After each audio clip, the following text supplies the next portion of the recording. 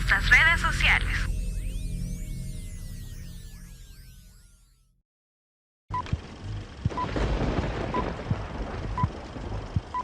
A continuación, palabra de Dios.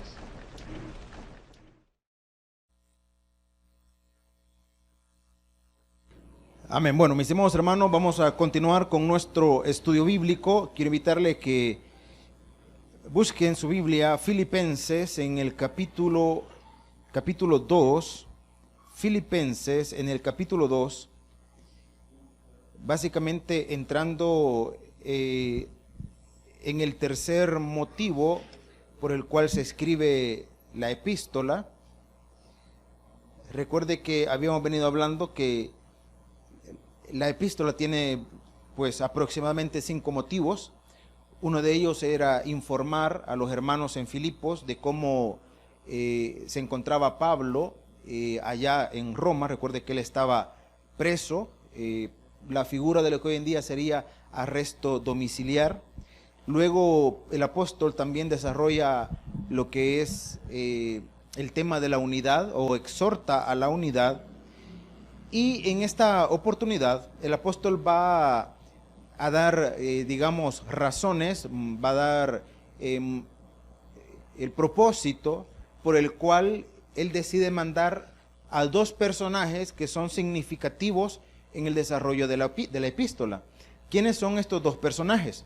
Uno de ellos, que estoy convencido que usted identifica muy bien, y estoy hablando de Timoteo. El siguiente personaje, pues no encontramos, digamos, mucha historia de él en la palabra. Sin embargo, fue un líder también muy significativo en el desarrollo de la obra de Dios. Su nombre es Epafrodito. Bonito nombre, ¿verdad?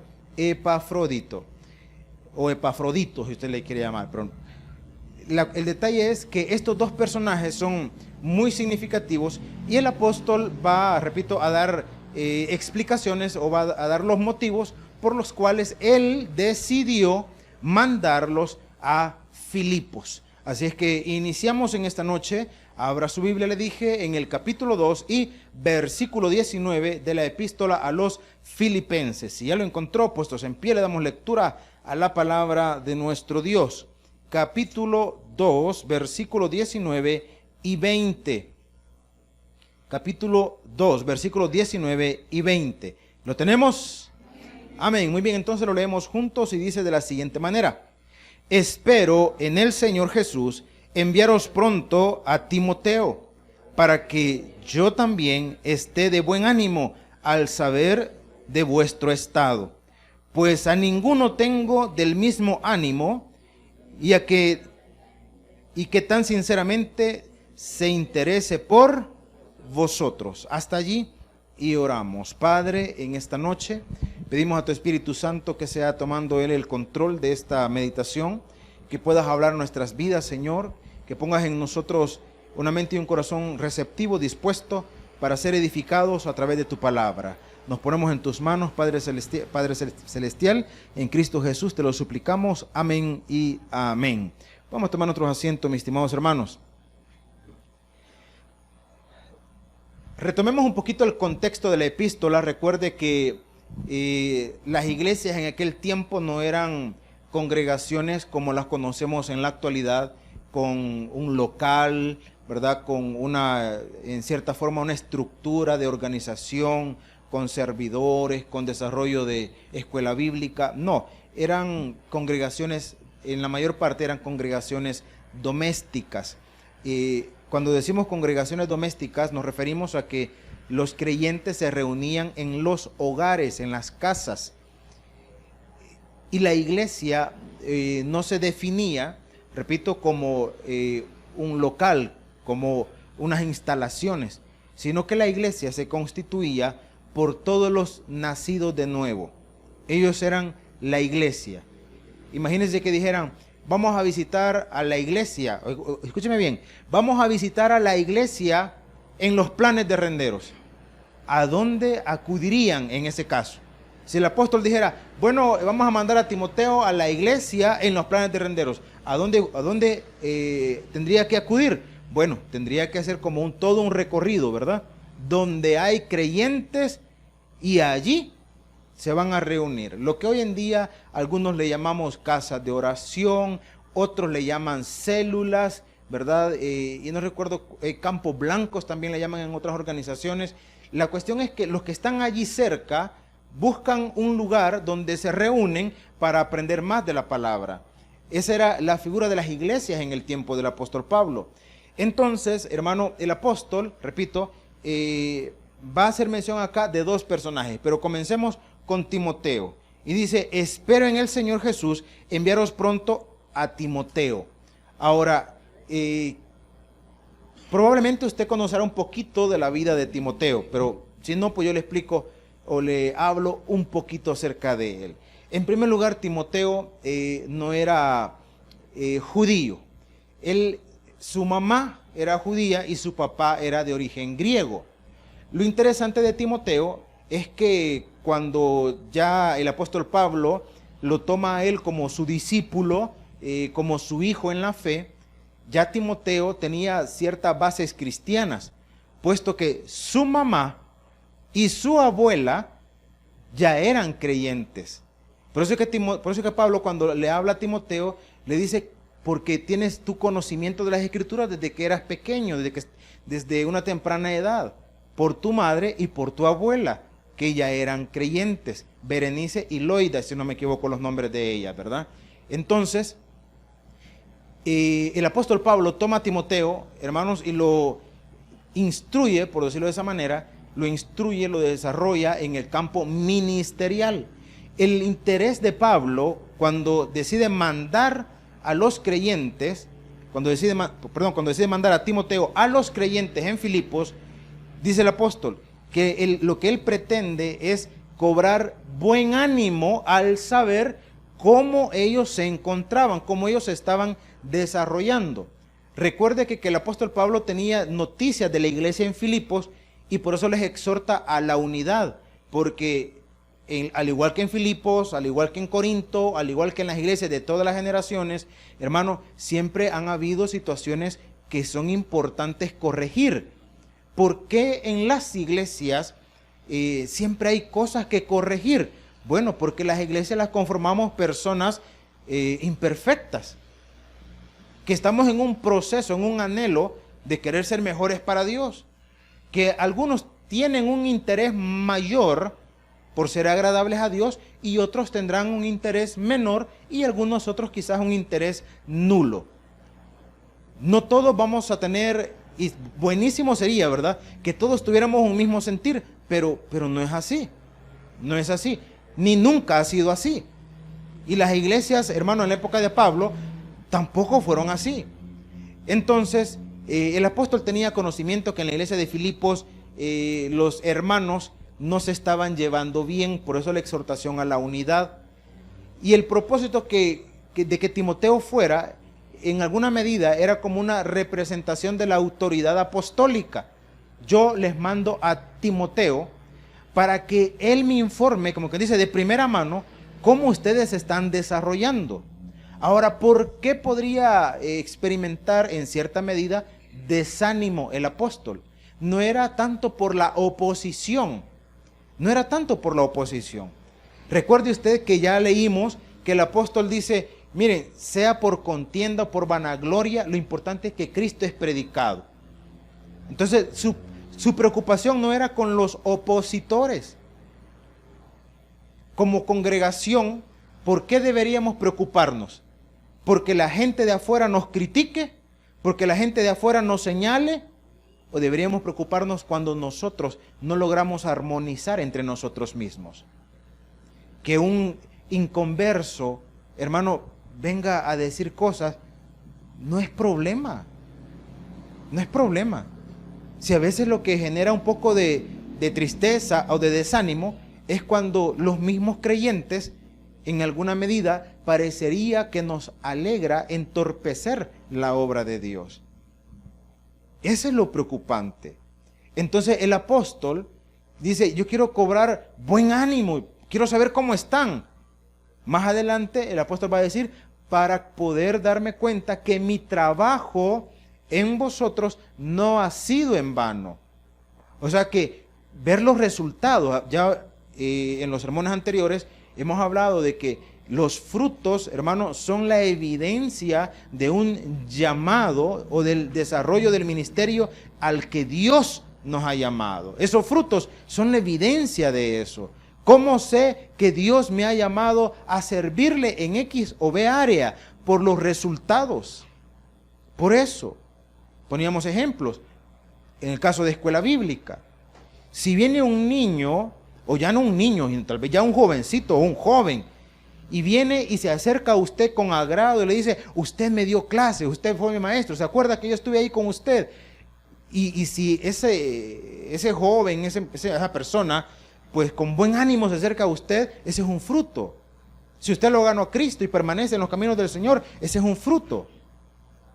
Ahora, es lamentable cuando nosotros creemos que estamos gastándonos para o por Dios, hermano, y no ver los resultados. Yo no digo que Dios va a decir, trabajaste en vano. No, pero lo que sucede es que lo que motiva al individuo son los resultados. Entonces, por eso el apóstol dice lo siguiente, avancemos. Espero en el Señor Jesús enviaros pronto a Timoteo, para que yo también esté, como dice, de buen ánimo al saber de vuestro estado. En otras palabras, cómo se están desarrollando. Les da el motivo. Pues a ninguno, o sea, porque algunos pueden decir, ¿por qué Timoteo? Pues a ninguno tengo del mismo ánimo y que tan sinceramente se interese por... Si nosotros quisiéramos exaltar una cualidad, hermanos, de liderazgo, una cualidad de un servidor o de un siervo del Señor, podríamos decir el interés que tiene por la obra de Dios. Este día hablaba con alguien, ya una persona de edad, y la persona tenía, por decírselo de esta manera, como una doble condición. Por un lado, lógicamente él no era creyente, y hablábamos de la obra del Señor.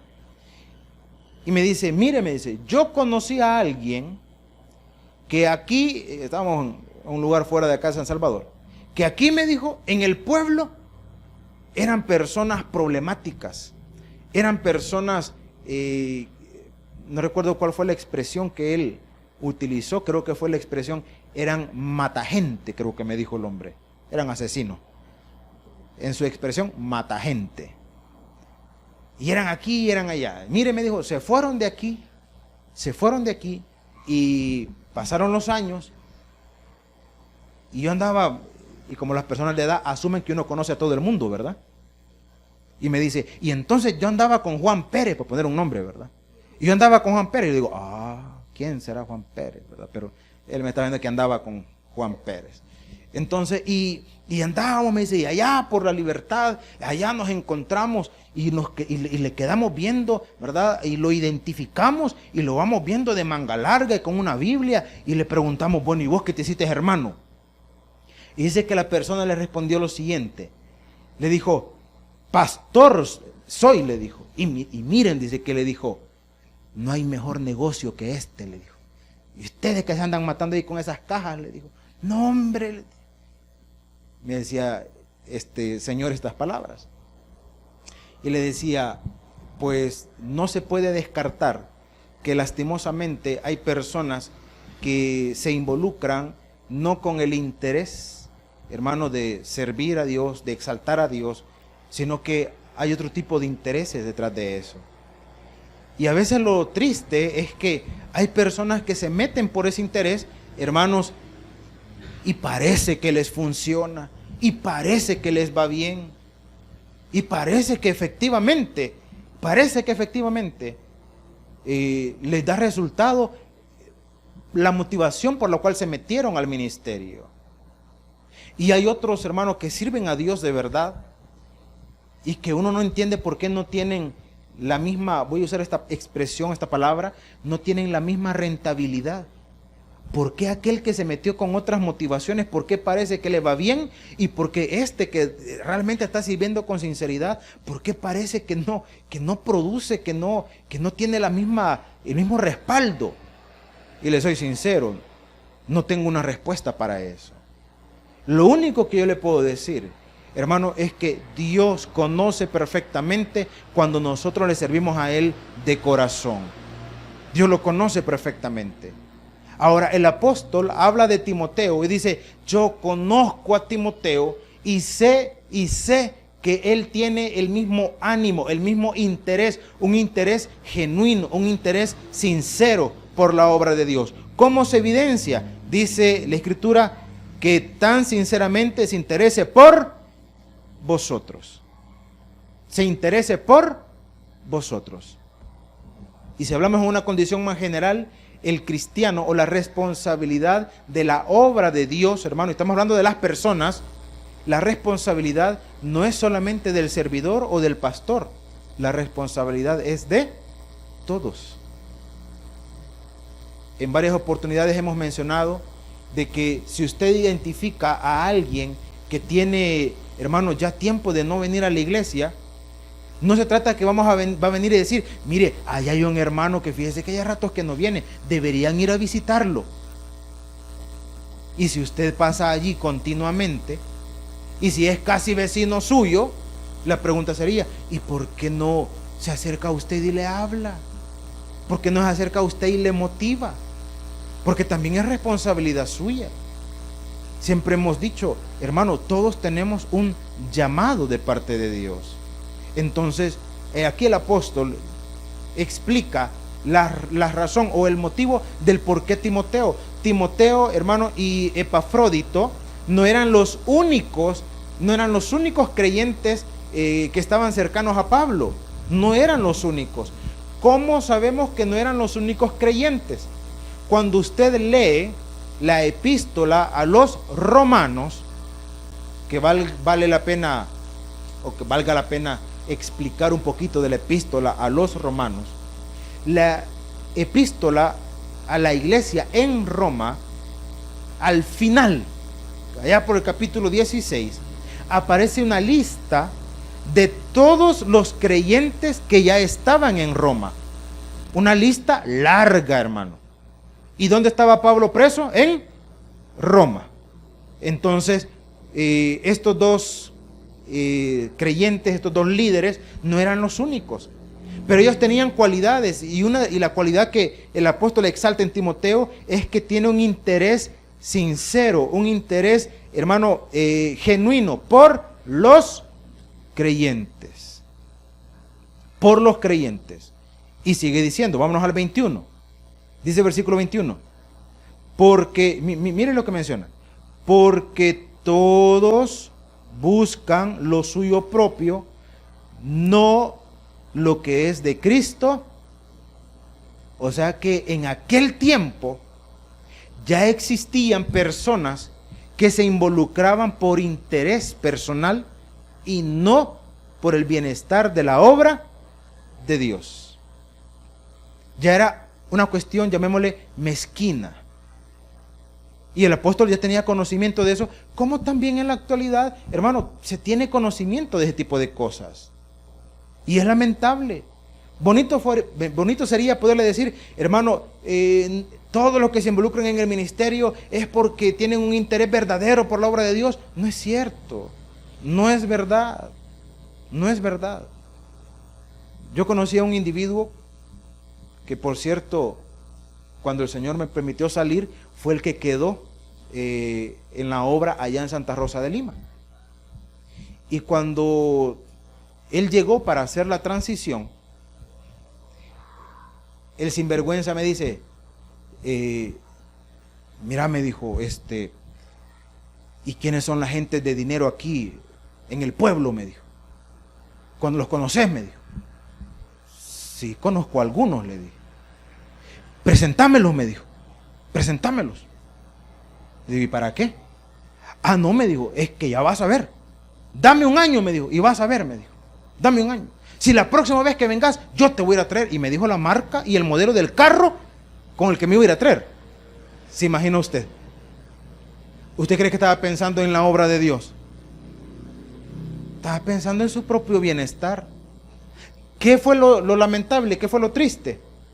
Que era una obra que estaba básicamente, pues no sé si decirle naciendo, o era una obra que apenas estaba comenzando a levantarse. Tanto así que en 3 meses, aquel individuo que andaba buscando la gente de dinero para acercarse a ellos, para sacar un beneficio, para sacar un lucro, en 3 meses había cerrado la iglesia. En 3 meses se acabó la iglesia. Gracias a Dios, que por su gracia y por su misericordia, quitaron a esta persona, hermano, y la iglesia pudo restablecerse. Pero en 3 meses, hermano, cerrado. ¿Por qué? Porque el interés no era la obra. Y cuando el interés no es la obra, cuando la rentabilidad personal no parece que no funciona, pues lo más fácil es abandonar. Lo más fácil es abandonar y buscar otra alternativa. Mis estimados hermanos, entonces el apóstol dice, porque todos buscan lo suyo propio, no lo que es de Cristo. Pero, versículo 22, pero ya conocéis los méritos de Él. Ahora, aquí no está hablando de Jesucristo. Aquí está hablando de quién, hermanos? De Timoteo. Dice, ya conocéis los méritos de Él, que como hijo a padre ha servido conmigo en el Evangelio. En otras palabras, el tiempo en el que Pablo y Timoteo estuvieron trabajando juntos fue la evidencia de lo que el apóstol, hermano, hace mención en el versículo 20. El interés por la obra, el interés por el creyente. El tiempo se encargó de demostrar que su llamado era genuino y que su amor por la obra era genuino.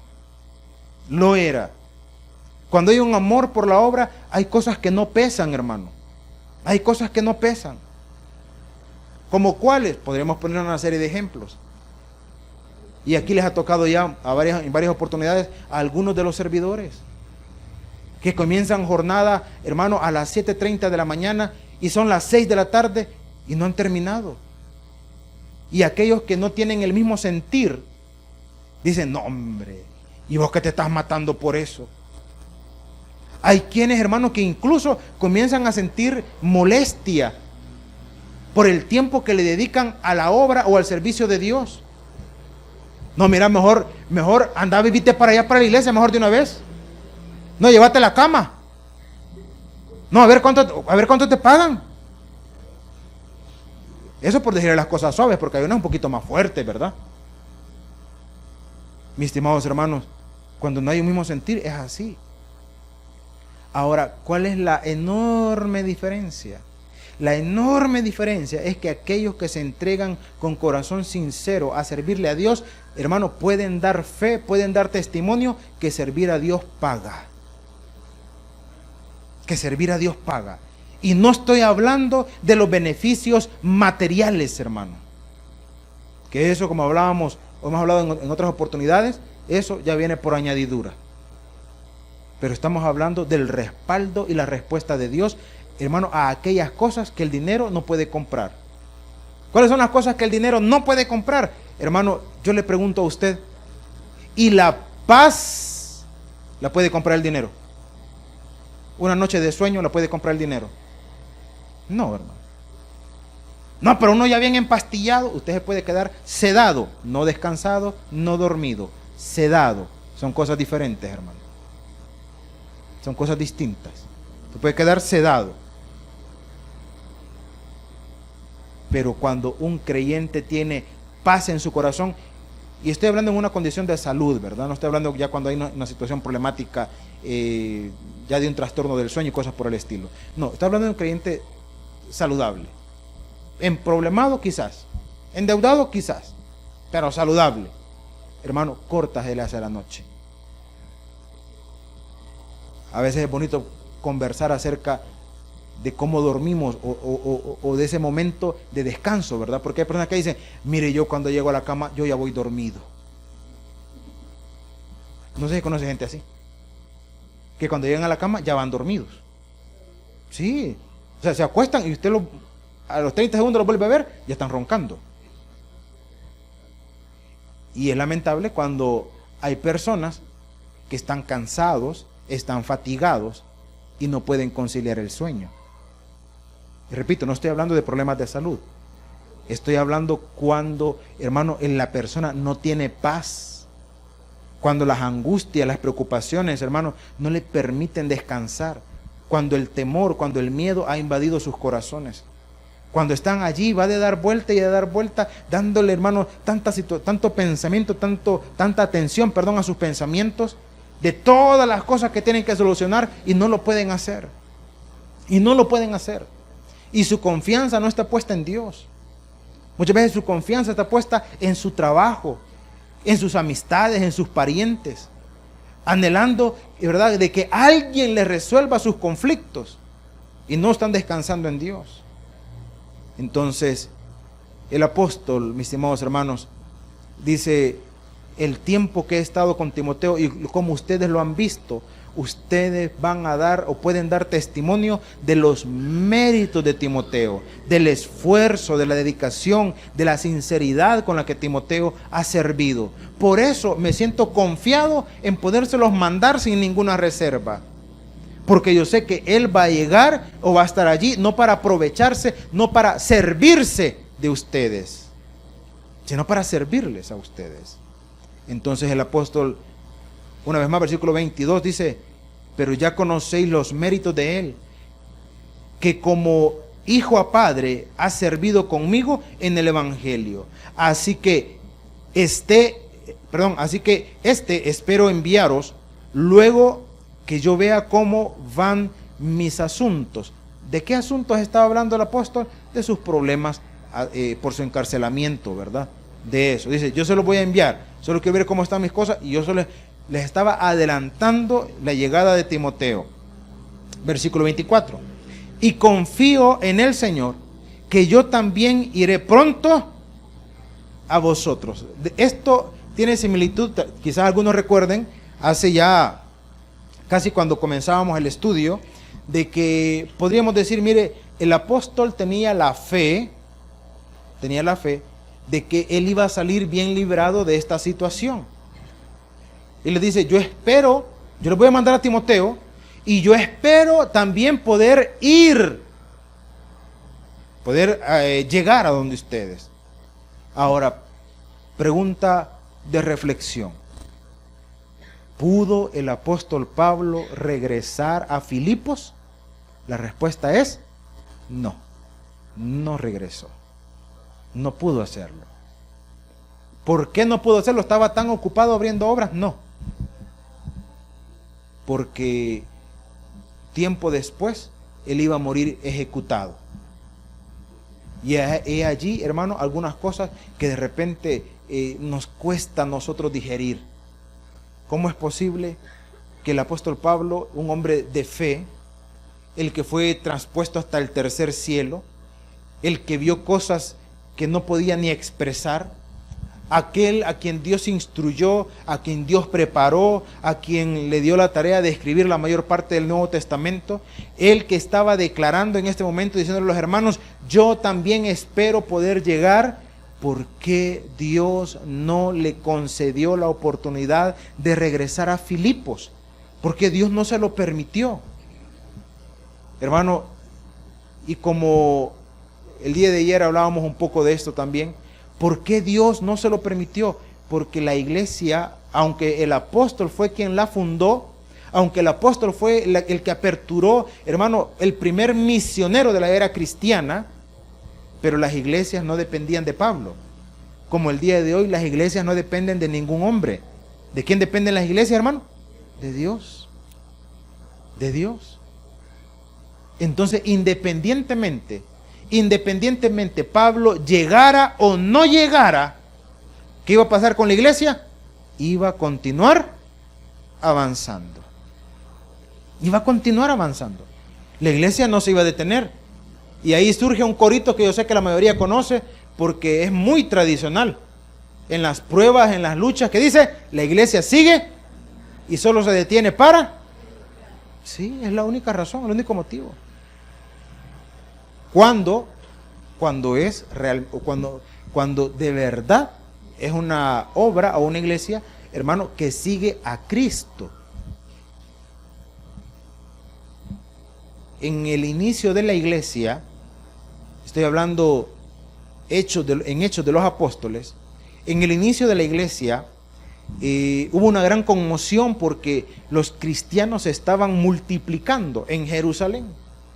Entonces, los religiosos querían ver de qué forma detenían el avance de la iglesia.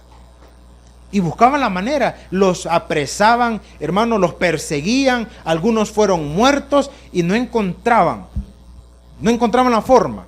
Eran trastornadores de la sociedad de ese tiempo. Y estaban discutiendo cómo hacer, hermano, como cuando hay una plaga, ¿verdad? Y todos los afectados se reúnen. ¿Cómo vamos a combatir esta plaga? ¿Qué tenemos que hacer? ¿Cómo vamos a hacer? Entonces se habían reunido para ver cómo iban a contrarrestar el avance de los cristianos. Y ahí aparece la figura de un célebre maestro, sabio, al cual la Biblia llama por nombre. Apareció Gamaliel y le dijo: miren, señores, ya se han levantado muchos.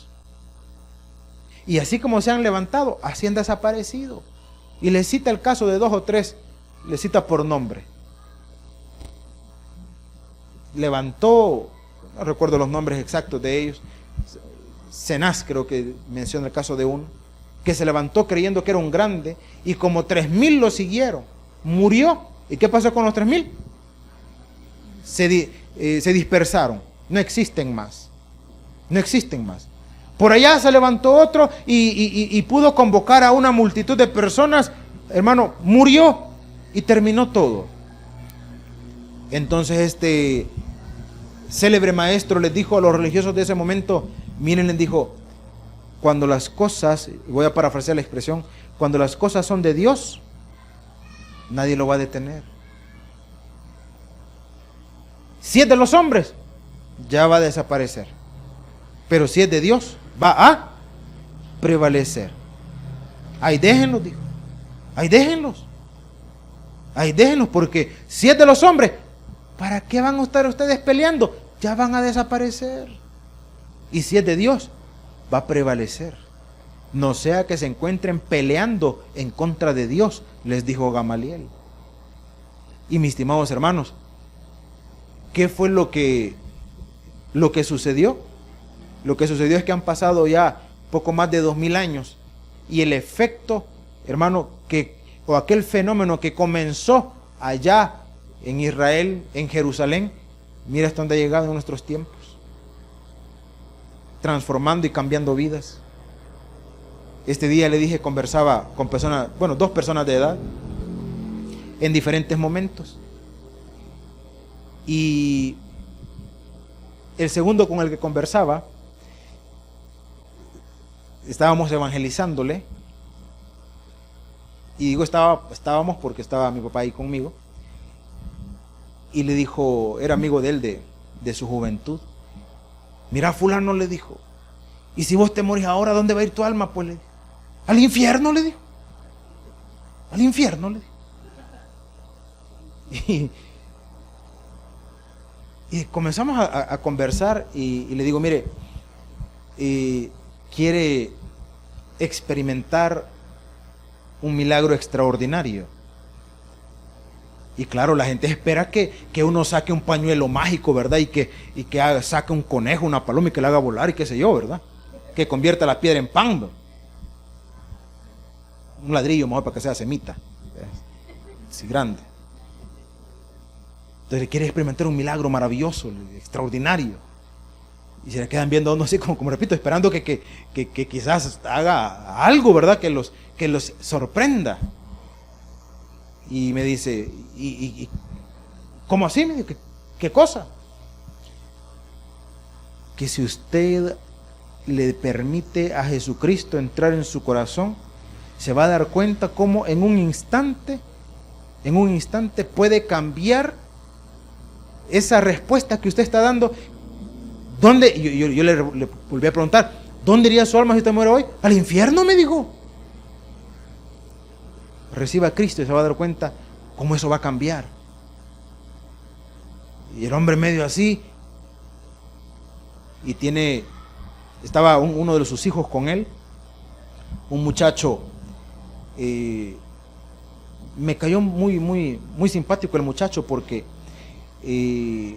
a pesar de que es un deportista, es un jugador de fútbol de primera división, un muchacho para nada pedante, un muchacho para nada arrogante, estaba ahí sentado a la par. Y cuando el papá respondía eso, le daba risa. Y dice, como que dice, me parece interesante lo que están hablando. ¿Quieren orar? Le dije. Vaya, pues, me dijo. Vaya, le dije, venga también para acá. Y oramos. Y después que oramos le digo, ahora quiere ver lo que Dios puede hacer en su vida. Si usted muriera hoy, ¿dónde iría su alma? Y es que el hombre ya no respondió tan automáticamente, fíjese. Ah, bueno, dijo. Y cuando les cuesta responder, no dan palabras, solamente acciones. Bueno, dijo. Ajá, le dije. Ajá, le dijo. Pues sí, me dijo. Pues sí, le digo yo. ¿A dónde, pues? Ah, me dijo. Y volví a hacer así. Ah, me dijo. ¿Y dónde, pues? Pues sí, me dijo.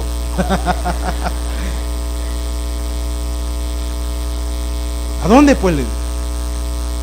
Ah, me dijo. Con Dios, me dijo. ¿Y quién más que la propia familia para conocernos, verdad? Y el muchacho que se mataba de risa, como que él dice, ya cambió este maestro. El nivel, imagínese usted, el nivel de influencia que comenzó allá en Jerusalén. Han pasado 2000 años y continúa cambiando vidas hasta el día de hoy. Pero como les decía a ellos, si lo pueden creer, porque si no lo pueden creer, no se preocupen, aquí no ha pasado nada, no ha pasado nada. Pero si lo creen, el rumbo o el destino de su alma, el destino eterno de su alma ha cambiado. Es diferente, es distinto.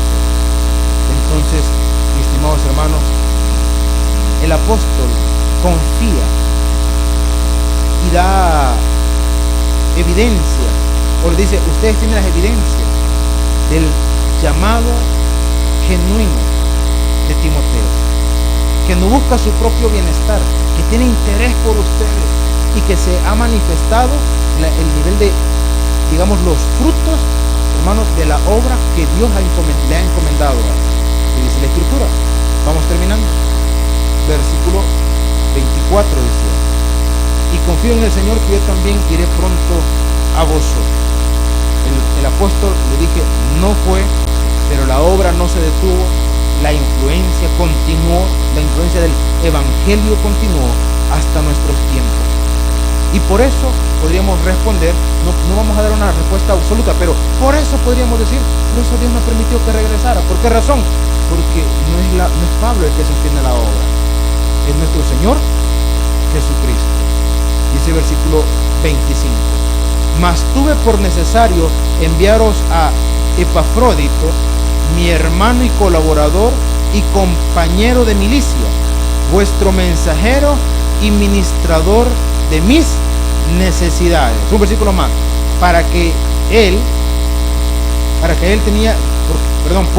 tenía gran deseo de veros a todos vosotros y gravemente se angustió porque habíais oído que había, ¿qué dice?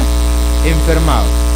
O sea que la iglesia había escuchado que también conocían, le dije, a Epafrodito, y habían escuchado que tenía, digamos, la posibilidad de no regresar a ellos. Pero él quería regresar, y aquí no dice, pero quisiera imaginarme que una de las cosas por las cuales quería regresar era para dar testimonio de lo que Dios había hecho en él. Y eso era una evidencia de ¿qué? Del respaldo de nuestro Dios. Este día escuchaba un mensaje interesante porque hablaba un poco acerca de lo que venimos hablando, del liderazgo, de la influencia del Evangelio y de todo eso. decía que hay personas, hay ciertos líderes que esperan, digamos, las señales para poder avanzar, que esperan primero tener los recursos para poder avanzar. Y decía este predicador, y me pareció muy apropiado, muy certero, y la Biblia no dice eso. La Biblia dice: y estas señales seguirán a los que creen. A los que creen. Entonces, algo que iba a llegar a afirmar la fe de los creyentes, hermano, en Filipos, es que Epafrodito llegara y les dijera: señores, ustedes conocieron cuál era mi condición, y si he regresado aquí, no es porque sea muy fuerte, ni porque haya estado bajo el tratamiento de un buen médico, cosa que no podemos descartar que lo tuviera, porque recuerde que uno de los compañeros de misiones, no solamente de Pablo, sino del desarrollo del evangelio de aquel tiempo, de profesión era médico. ¿Alguien recuerda su nombre? Lucas. Pues no podemos descartar que no tuviera, digamos, la posibilidad de tratarse a través de un médico. Pero lo que iba a fortalecer la fe de los creyentes es que pudiera llegar y dar testimonio de cómo Dios lo estaba o lo había respaldado. Entonces, si quisiéramos cerrar lo que hasta hoy hemos leído, podríamos decir: ¿por qué el apóstol mandó a Timoteo? ¿Y por qué el apóstol iba a mandar a Timoteo e iba a mandar a Epafrodito? Porque el interés era que los hermanos pudieran, tener, digamos, esa seguridad, pudieran tener esa edificación, que los hermanos no se sintieran en una condición, digamos, desolada o desamparados, sino que pudieran llegar a aquellos con quienes Pablo contaba, con quienes él tenía confianza, y decirles: señores, ustedes conocen la obra, el desarrollo ministerial de Timoteo, y ustedes conocen también lo que Dios ha hecho en la vida de Epafrodito. Y esto les va a servir ¿para qué? Para que fortalezcan su fe, para que no flaqueen, para que sigan adelante, porque el interés siempre, hermanos, de un siervo de Dios es que la obra continúe creciendo, continúe fortaleciéndose, continúe desarrollándose. Ese es el interés. En cualquiera de los niveles o de los ámbitos. Si usted es un maestro de escuela bíblica, ¿cuál es su interés primordial? Que aquellos niños a quienes usted instruye puedan continuar creciendo en la obra de nuestro Dios. Si usted es una persona que va a evangelizar, a ganar almas, ¿cuál es su anhelo?